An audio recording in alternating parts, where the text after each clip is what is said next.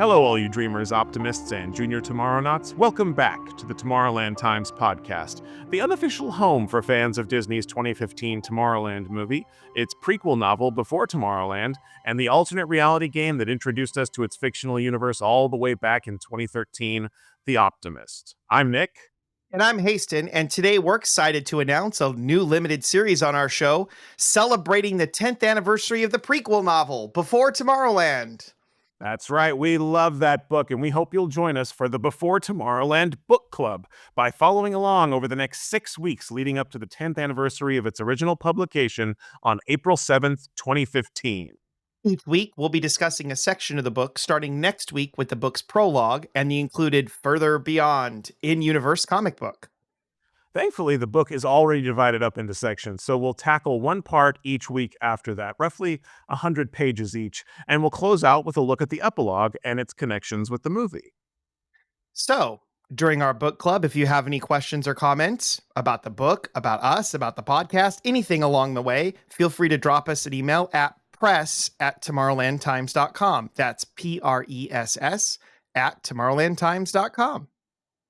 Today, we're going to get started with an overview of the book, how we first heard about it, and a fun adventure we found ourselves on just before it was released. All right, here we go. Before Tomorrowland. We've both got our copies here. We've got our copies. We've got so many copies. There's so many different copies that we can look through and reference that we're going to have fun looking back on.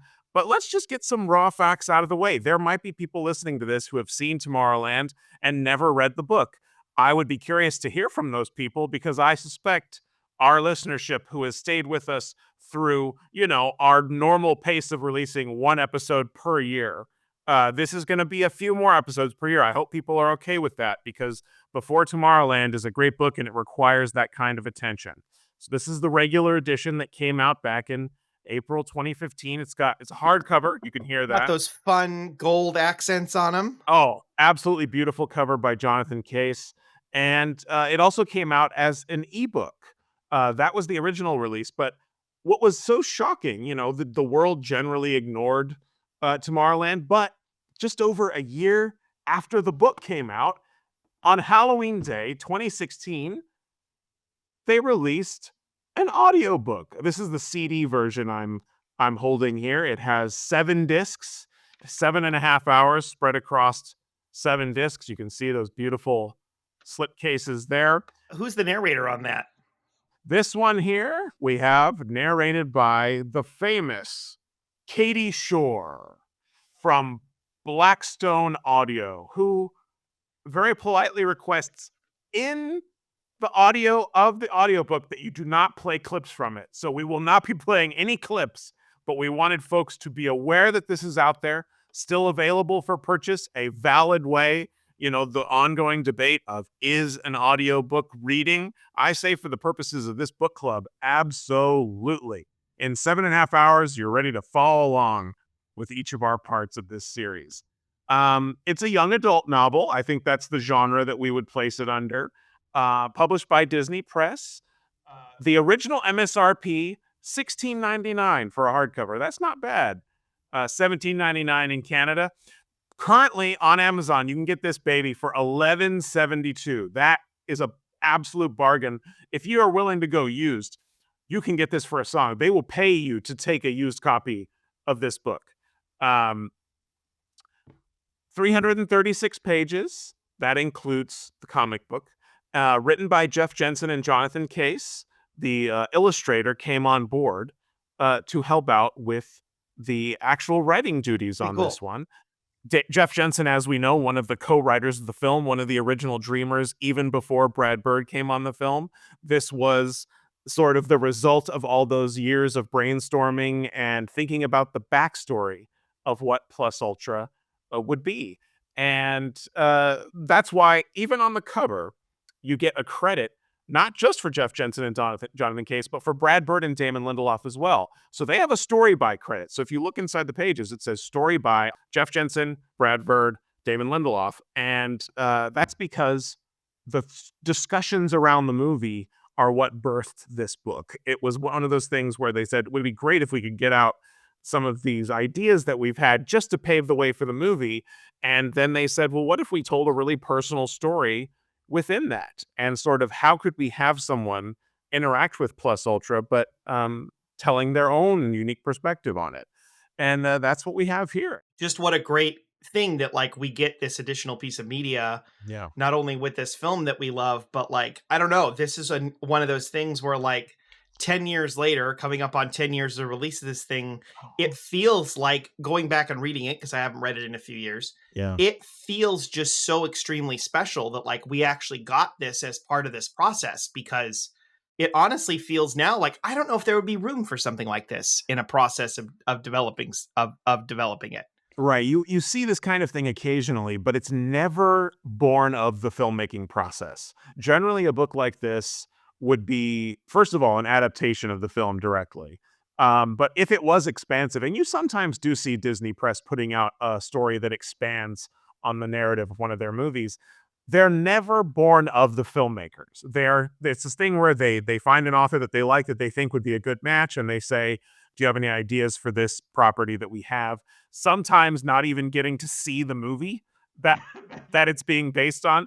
And so to have the authors be so intrinsically linked to the originating text is fascinating. And yeah, it's one of those things where when they get to tell whatever story they want, it doesn't necessarily look like you would expect a prequel to look. Like if you went through the Tomorrowland movie and said, write a prequel to this movie, you would probably try and have all of these little connections here. Oh, let's set up that, let's set up this. But this is actually an organic story that was born out of the world building itself. And therefore, I think when I talk to people about this book who have read this book, they're shocked by sort of how tenuous the plot connections are to the film. But I think, as we'll reveal through these 6 episodes analyzing this, we're talking more about the realm of the thematic connections, and those cut down to the root of what these stories are actually about. And that's the meaningful stuff that we want. Yes, you can have, there are little connections, little setups, and all that stuff, but that's not the important stuff. We're talking about this book came out before the movie. If you read this before the movie, what is it making you think about? What questions is it making you ask? And I think what we'll find is the questions it's making you ask do set you up to really be in the right headspace to enjoy the film. So Absolutely. what more can anyone ask for? So let's go all the way back. How did we hear about this thing? Well, there was a press release, of course, August 19th, 2014. That's right. There was a press release as we learn about all great things. You and I at this time, 2014, could not have been more hyped for the film. I think it's safe to say we were at the peak of our excitement. Originally, this was supposed to be right around the corner from when the movie was coming out. The movie was originally going to come out in December. Right. And then it was pushed back to May because of Star Wars, who ruined everything. I'm just kidding. It's fine. But the original listing was fairly vague, open to imagination. The year, 1939. The place, the World's Fair. The people, a mother and son, suddenly wrapped up in a conspiracy that extends beyond their wildest dreams. Unlocked the secrets of Tomorrowland with this original novel and full-color comic book insert. I'm going to say, if this book came out today, the only thing that would change about that log line is the word conspiracy would not be present in the log line.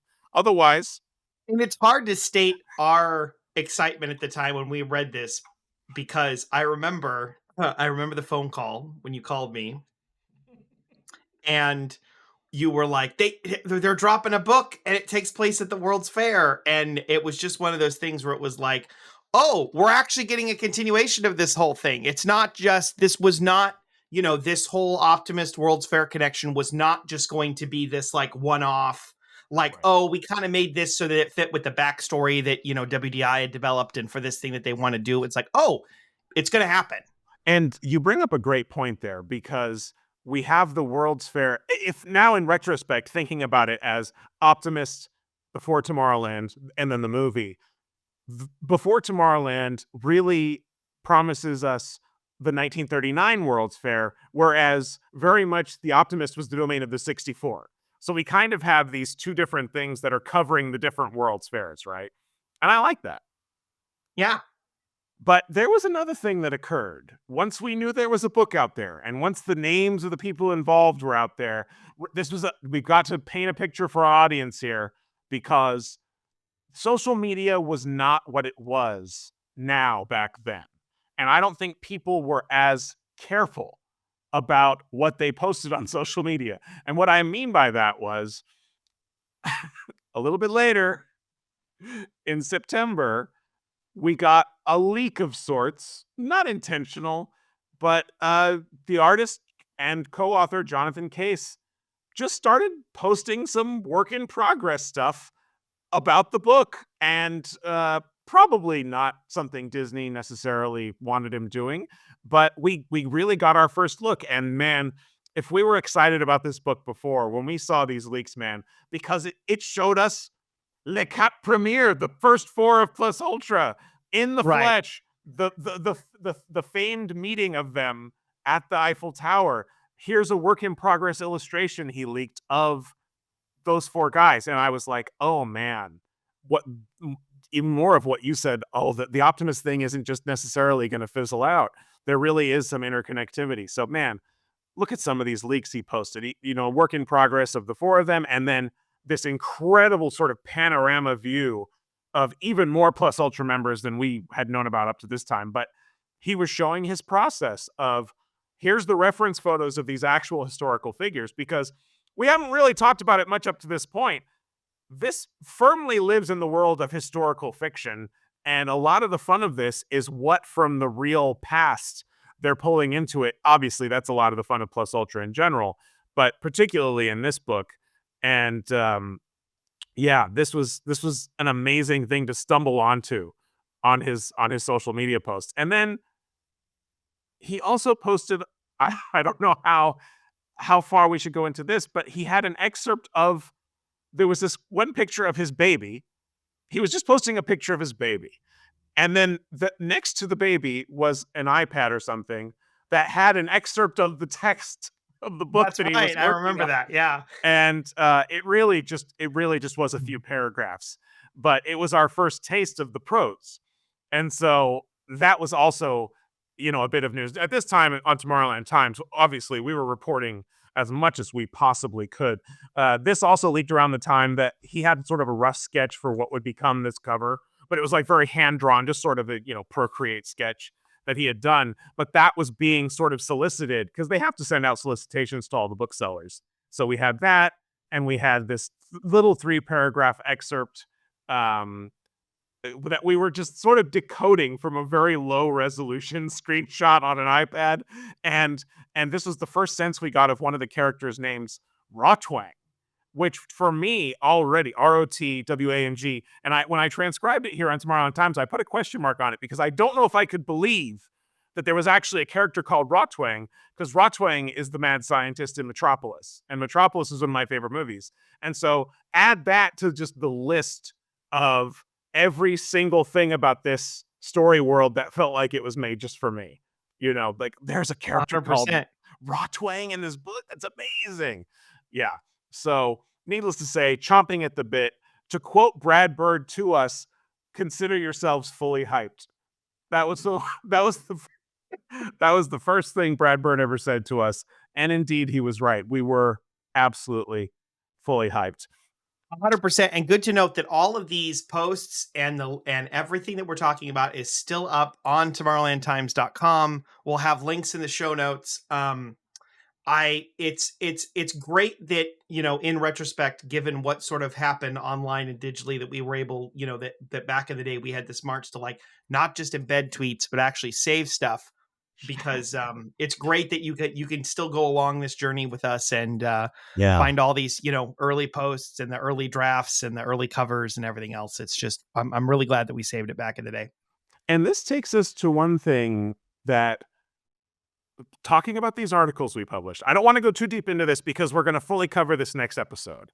Yeah. But I'm going to hint at something we're going to cover next episode, which is, I suspect, possibly, I have no confirmation of this, that the degree to which we were covering this book, which is safe to say exceeded any other outlet on the internet at the time or elsewhere in traditional media, I think it is possible that we, in our coverage, we specifically sort of called out, will this book have puzzles in it? Is this going to be like that book that Doug Dorst and J.J. Abrams put out, S, that has like layers and layers of puzzles and things you can find?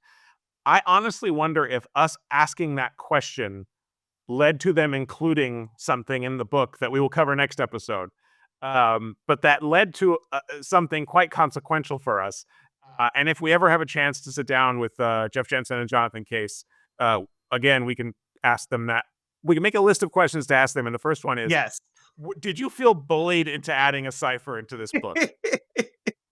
So rolling back from there. What was our first introduction of the book, Nick? My goodness, this takes us back to a wonderful event that we attended in person.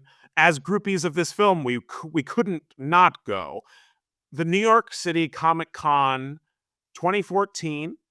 And this was an event which they had announced there will be a Tomorrowland panel. We kind of didn't know anything other than that. We didn't know who would be in attendance, but that was enough. There will be a panel about Tomorrowland. And we said, okay, man, drop everything. We've got to go to New York. And Hastin, you were the one that really made that happen.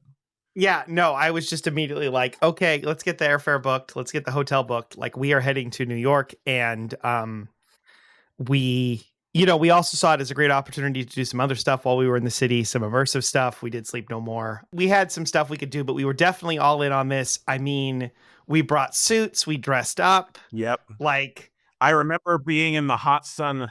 It was hot that day, and we were in our suits. We had World's Fair buttons.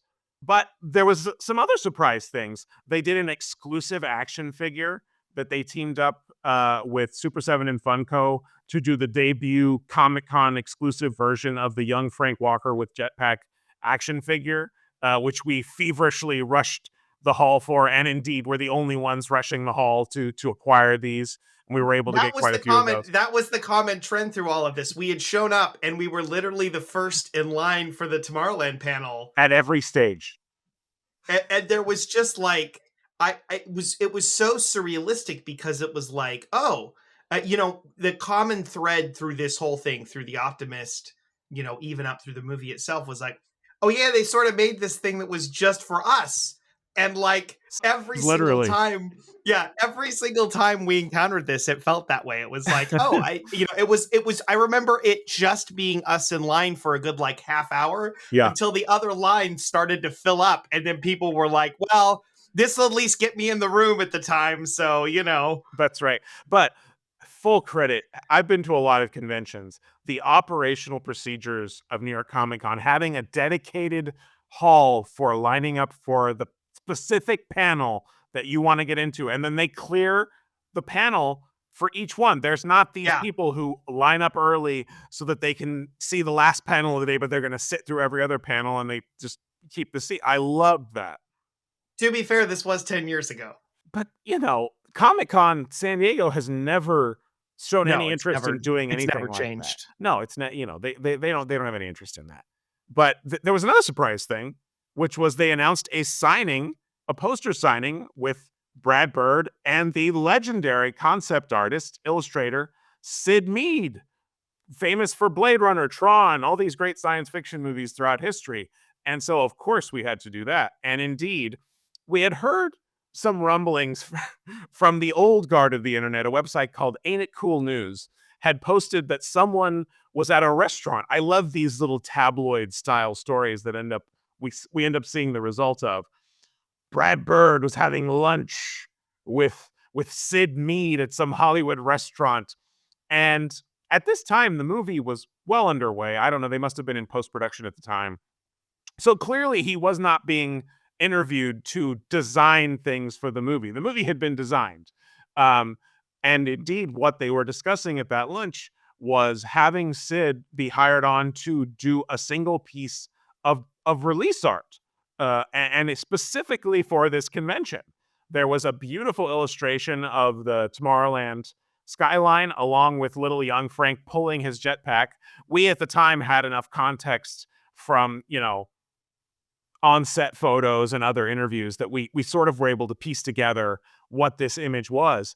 And yeah, we have both of us now, these signed by both Brad Bird and Sid Mead beautiful posters that I still think are one of the great Tomorrowland items to have in your collection. Absolutely. We live tweeted the panel, of course. All the stars were out. My number one memory of this, obviously, they showed a clip from the movie and all that, the stuff you would normally expect from a panel. I'll never forget you feverishly live tweeting from the Tomorrowland Times account and not being able to spell anyone's name correctly because this film, to your credit, contains actors with the names Britt Robertson, and the young boy who plays young Frank has his last name similar to that. Yeah, yeah. And so it was a natural misunderstanding. But no, you were just trying to get those things out fast and furious. Uh, we had already kind of gone into it knowing that, simultaneously the teaser trailer is going to be released online. We also saw an additional clip of the sort of house attack on Frank's house. But the day before, Entertainment Weekly had published their first look at the movie. So we were going in, fully knowing, okay, they're willing to share some information about this film. That article was sort of where they shared the Sid Mead art, and then they also shared, some of the key promotional photos, Casey in the wheat field, things that you would see in the teaser trailer, basically, but they're high-res promo, versions of it. Frank and Casey looking at each other in my favorite scene in the movie where they're in the monitor room in Frank's house. And Yeah. so we knew, okay, we're learning stuff. Some of our questions are about to be answered. And in fact, we were so excited, we decided in terms of announcing our coverage of attending the event, we made some speculations.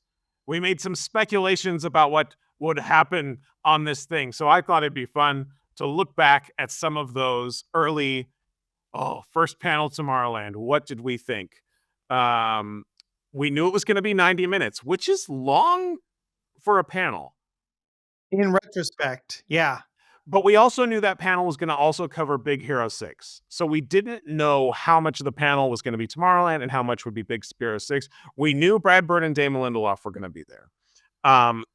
The rest of the cast, we kind of didn't know. But it ended up being Hugh Laurie, Brett Robertson, George Clooney. The whole gang was there. We also had some speculation that it might be like the Destination D event, sort of focused on the World's Fair content, which at the time was easy to speculate. Maybe that's how they're going to advertise the movie, is with the World's Fair stuff. And we were in New York, so it made sense. Turned out not to be the case at all. Yeah. That this was really kind of focused on I'm assuming because George Clooney was there, the cantankerous old guy holed up in his house, with the booby traps and all that. That was the angle that they decided to focus on in concert with that mysterious first teaser trailer, which I think stands to this day for most people who did not see Tomorrowland. That first teaser trailer is the sum total of their knowledge about the film. Young girl touches a pin, sees the future. I think normal people sort of have that level of knowledge about it, and that was revealed at this event. We had also speculated there will be no exclusive footage. It will probably all be put up on YouTube. We were wrong about that. I think the theme that's emerging here is everything we speculated was completely wrong. We did, however, guess that we would get a preview of the book. That speculation came specifically out of the map of the convention showing that Disney Press would be there. There's a lot that we had leading into it that would hint at that. So we got that. I'll give us 1 point.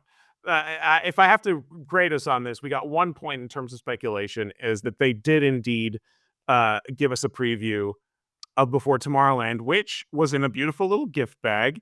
And the preview looked like this. It was a little saddle stitch, sort of zine style preview. And it's making sure you understand very clearly this is not a final cover, even though it actually is the final cover. They hadn't fully approved it yet. Exclusive sneak peek coming April 2015. And it's basically an excerpt from chapter 10. So we're not going to go too far into that here, because when we get to chapter 10, we'll compare and contrast what we got here. But just to give you a brief, sort of flip through on this, it has a lot of language basically saying this is an uncorrected preview, not a finished book. Don't expect it to look like one. There'll be errors in spelling and all that kind of thing. They just wanted to give us an early thing. So they published, the log line. They gave us a brief breakdown of the characters so we would know it's about Clara, an artist and science fiction enthusiast with an infectious joie de vivre. Very fancy already for a young adult book. Lee, Clara's 17-year-old son and caretaker, who is less enthusiastic about science fiction and more interested in the Yankees. And Henry, a cyborg with a vendetta against the secret organization Plus Ultra and the advancement of science and technology. And that's the context going into this little preview. This was the most exciting thing for us, obviously, at the time, to look in that little gift bag and be like, oh my God, they're showing us something from it. And it's not just the opening prologue, which would be the guess. It's from deep in the book, chapter 10, chapter 11, little all the way through, chapter 15 here. And even some little previews of Jonathan Case's art. This is also very exciting to see more little excerpts from the chapter heading art that he did, because he's got such a beautiful retro style that is so complementary with the story. But Hastin, this is the beginning of what would became one of our legendary Tomorrowland Times wild goose chases, because, okay, it's not just the prologue, it's a specific chapter. We're in New York Comic Con. This was printed just for this. There's got to be a reason that they chose this specific chapter. So what did we find in here? How did this wild goose chase begin for us, Hastin? So in that preview version is specifically the point in which, Lee and Clara have to go to the New Yorker hotel. It's brought up that they should go to the New Yorker hotel, go to Tesla's old room, 3227, where he died. According to real history. Right. We're reading through the sample copy and whatever else. And all we can think of is, why would they give us this snippet of the book specifically mentioning the New Yorker hotel when the convention center, by the way, the Javits Convention Center, is literally like 2 blocks from the New Yorker hotel.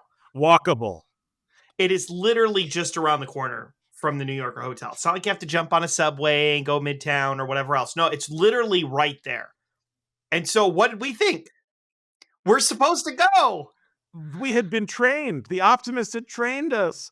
There will be clues to find. I mean, that's kind of the whole theme of this story, is you've got to put together the clues. You've got to find the things that you need to find. And so to have a specific location that's actually real called out, and a room number. This is the thing that really got me. It's like 2 blocks away from you. Dear Jeff Jensen, or Jonathan Case, or whoever is responsible for this part of the copy, they are innocent in this crime, other than to say 100%. They were not fully aware of the interactive degree to which the Optimist had primed us. And this is why I'm going to just get on my soapbox and argue for these franchises need transmedia producers and experienced designers who are looking for these things to say, hey, if you give them this information, they might be interpreted this way, particularly nowadays with the internet being what it is, even further beyond all this. The address was listed in the text and the room number was listed in the text. Now, to the point of view of the author, who is not thinking about us, as they shouldn't, they're writing the story they want to write. They think, oh my gosh, because we're writing historical fiction and this is real history, we can include all these fun world-building details that flesh out the text and make it more believable. However, when we read it, we say, hey now, this isn't just an offhanded mention of the New York Hotel. It's giving me the address, and it's giving me the room number, Tesla's old room number. They must have installed something. The Optimist 2 begins now. It's starting here, and we're on the ground floor. We went over to the hotel, of course. We huffed it over to the New Yorker hotel, and we went into the lobby, where there is indeed a small historical display about Tesla, but that's nothing to be sniffed at.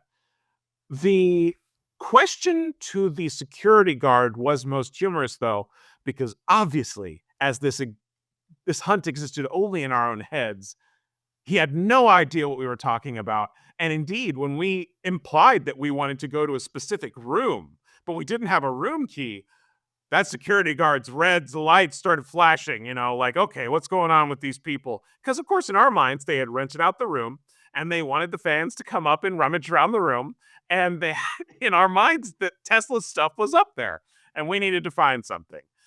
But there was probably just some poor sap staying in there. To be fair, we weren't on the hunt for that long. Once you kind of got the no answer, I remember We Oh, circled the no. building a couple times. We went to lunch. It was no big deal. No. We had known fairly quickly that this was just a Right. insane, like, just, not even Coincidence. misunderstanding, but just coincidence. Yeah. Yeah.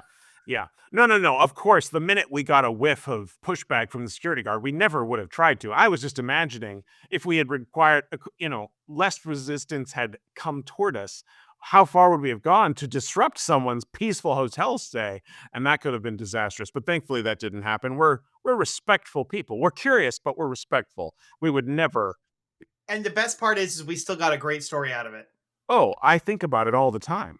And I mean, as an experience design lesson, it's invaluable, which is when giving information that is actionable in the real world, how responsibly can we make sure people are or aren't going to be incentivized to do that? And so, you know, how much is it worth having all that believability in the prose versus, at that moment, at that time? Obviously, it doesn't matter now. If someone wants to go down to the New York hotel, they read before Tomorrowland now, it doesn't make a difference. Back then, there was just this pressure pot of a moment of anticipation where everything felt like it should be significant. And I think, like different era, it's like you didn't have, millions of people with, Yeah. phones and whatever running around trying to do TikToks and whatever else. If this information came out in this specific way today, I Yeah. think the reaction to it would be so much different than the way it was. We were like the only one there. We were kind of the only one who cared. Probably one of the only few that was in that room that actually read it like in the moment after it had dropped. But just different era now. I think people would be looking for it a lot more, but I also think that there'd be this element of like they would have also been more aware of maybe what they were doing at the time, but it was awesome. It was a different era. It was fun, super fun for us to go on our own sort of short wild goose chase, and it just added to the memories and the lifetime experience of that trip. So that was great. Our own Tomorrowland Times lore. It's an essential chapter of the lore. Exactly. And to be clear, to put a period on what you just said, it's not just that we were reading the pamphlet in the gift bag early. We were reading it during the panel. That's true. That's true. Yeah. The panel had not been concluded, and I remember flipping through it, coming across an address, which is at the top of a page. So the number jumped right out at me, and I just sort of silently slid it over to you and said, "There's an address. There's an address in the pamphlet. I think we have to go after the panel." And indeed we did. That wasn't the only historical adventure we had in New York that trip, though, was it? No, I think the next day we ended up going out to Flushing Meadows. We ended up taking the 7 train out there and exploring the side of the fair and going to the Queens Museum and seeing the panorama and everything else. And it's kind of turned into a tradition now for me of like, every time I go to New York, I go out, at least try to spend an afternoon, at least try to walk the site a little bit. Like it's really fun and it's really special and it's easy to get out there. And there's an element of me that's like, oh, it's still amazing that, some bones of it are still there 60 years later. So, and the Queens Museum has they have a brand new exhibit all about the World's Fair, which is really insightful. It's got a ton of like memorabilia and they've got, flags and costumes and all kinds of stuff, things that people wore. And, there's a little bit of a discussion about the framing of it and whatever else, which I think is a very kind of modern take on kind of what we were trying to do at that time with the Cold War and how we were kind of promoting the future and talking about the past. And it stirred all those memories again back up for me again, because they've got just a great new exhibit out there. So if you get a chance to get out there, absolutely see it at the Queens Museum. I mean, I think a museum is the right place to have that conversation, that kind of cultural reappraisal of these efforts of people like Robert Moses. I mean, I think reappraising these historical figures is exactly what both the film Tomorrowland and the book before Tomorrowland are trying to do. These are positives and negatives to their legacies that we need to consider. And what better place than the museum? I think it's great that the Queen's Museum is doing that. And just even the Unisphere is a sight to behold. I mean, and sometimes Absolutely. the fountains are still on sometimes. And they're redoing the New York Pavilion right now. It's got scaffolding up. Absolutely great to get out there when you get a chance. Do that, my friends, because this is the perfect moment to announce and set the stage for the future episodes of this series. Everyone's favorite segment on Tomorrowland Times podcast, We're pulling into the location station. The hover rail will be arriving in 1 minute. The hover rail will be And, we've already talked about these locations, so the bumper is going at the end here. But this is just a great way to hype everyone up. Oh, as we go through this book, you're going to have a list of wonderful real places you can visit. And this is just us priming you off. World's Fairgrounds, Flushing Meadows, Corona Park. The New Yorker. So New York Comic Con, closing the lid on that. We're waiting with bated breath. We're going, April 2015. It's coming. It's coming. Now, we didn't actually have to wait for the release of the book to read the book because, as anyone knows, when these books are published, they will send out to certain readers what are called ARCs, ARC, Advanced Reader Copies. And while, unfortunately, despite our attempts, yes, here it is, the ARC for Before Tomorrowland, despite our valiant attempts to be officially sent an advanced reader copy of Before Tomorrowland, Hastin and I had to purchase ours on eBay, which we did at the time prior to the book's release. I'm looking at my old eBay receipts. I paid less for the ARC than I did, I think, the original copy. I think it was like $12 before it had come out. So I think we're adequately painting a picture of the demand that existed before this book came out, which is someone decided to leak early copies on eBay, and they did not encounter a bidding war because 2 copies were listed and the only 2 people that wanted them are currently talking to each other on this podcast. That's not true. It's also our listeners as well. Several of our listeners bought them as well. I remember that clearly from the old Twitter days. But we were at least wise enough to not bid each other up and change the market value on these things. We were fair about this. Another fun part of any book release, Hastin, is the signings that the authors do around the release. Now, both of the signings that we're aware occurred for Before Tomorrowland were after the release of the book. Book came out in April. First signing was in Disneyland, June 6, 2015. Unfortunately, I was out of town. I had to represent, yes, that was the day I had to represent Tomorrowland Times. Happy to do it. And both Jeff Jensen and Jonathan Case were on site. And by this time, Stop Plus Ultra had all wrapped up with the release of the film. And that was the context in which these 2 gentlemen knew me. And so when I got my book signed, not only did Jonathan Case give me a wonderful illustration of Amelia Earhart, he wrote, "To Nick, Stop Plus Ultra," with an exclamation point, Jonathan Case. And indeed, Jeff Jensen followed suit and said, "To Nick, Stop Plus Ultra, you are awesome."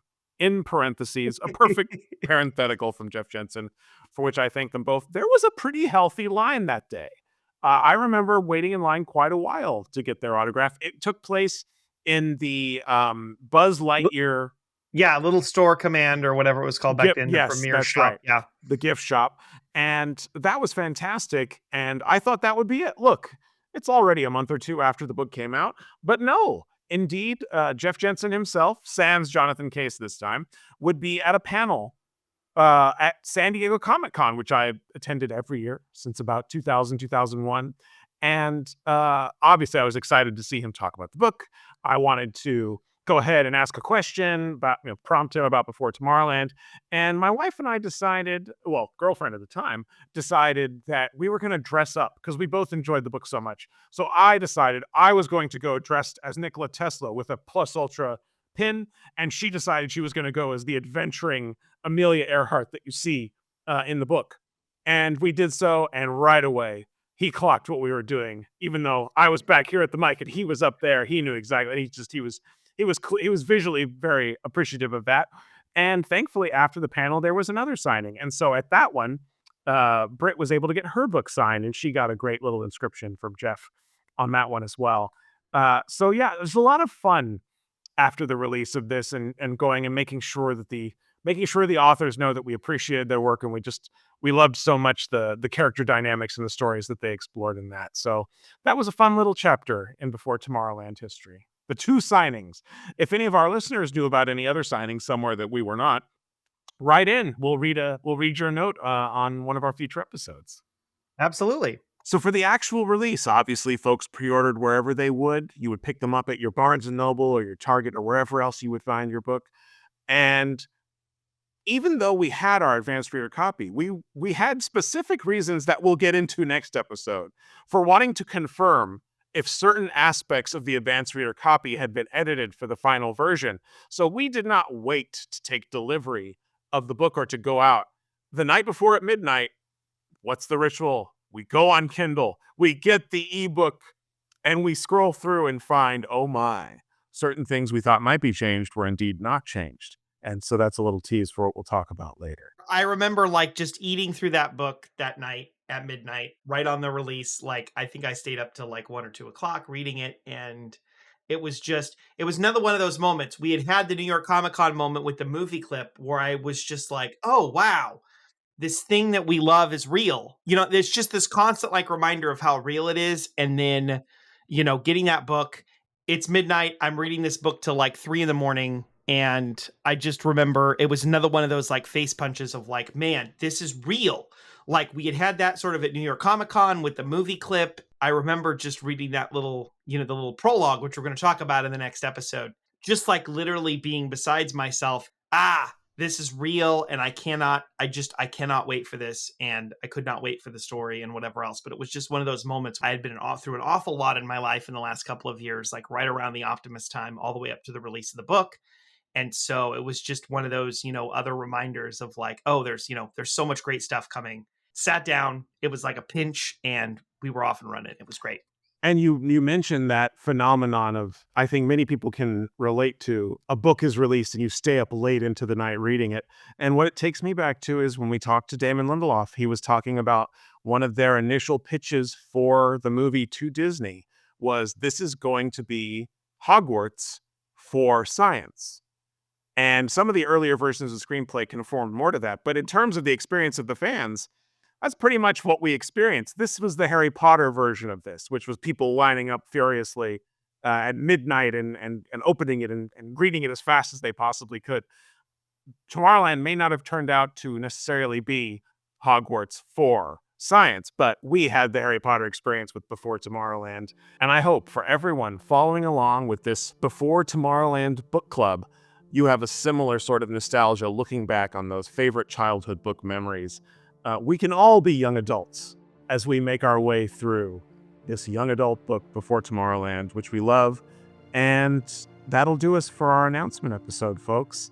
Once again, if you have any questions or comments, feel free to drop us a line on Blue Sky or Instagram, or send us an email at press@tomorrowlandtimes.com. That's PRESS at tomorrowlandtimes.com. We'd like to thank everyone for visiting Tomorrowland Times, which we will keep alive as long as humanly possible to ensure there is always a place where dreamers can stick together.